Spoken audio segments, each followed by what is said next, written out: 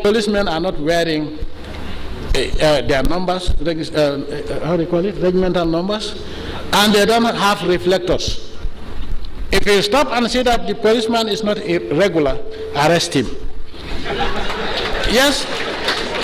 Oh, the law, my landed lords are here.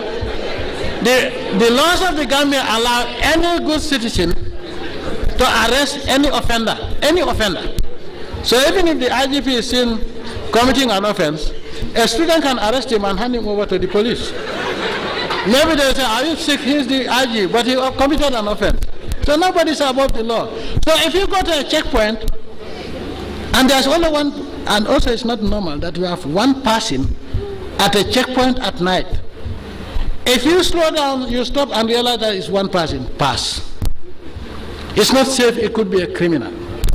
When you pass, your duty is to report to the next police station and tell them that I've passed a checkpoint with only one person, so can you go and find out where he's from? Don't stop at night at a checkpoint manned by one person without reflectors, and because he's wearing a police uniform. Well, the fact that he's not even carrying his regimental number tells you that he is up to no good. If they can stop my vehicle, and when the siren went off, they disappeared. The mistake we made was we put up the siren for the greater part of the journey, but decided to put it on. That was the biggest mistake, and that's how 3 other checkpoints disappeared. But I'll cut them because I can go out at any time. So the improvement of the roads does not mean that there should be an increase in fatal or even traffic accident. But it's not the roads. The problem is enforcement, because the laws are there. Also, we have to review the law.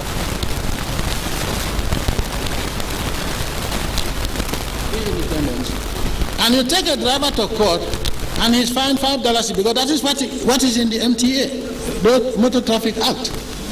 And so the policeman will realize that even the charge sheet costs more than the amount he is fined, but it is what is in the law.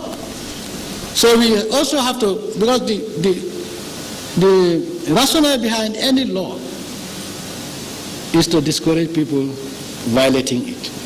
And so we'll have to look at the traffic laws again and reinforce them.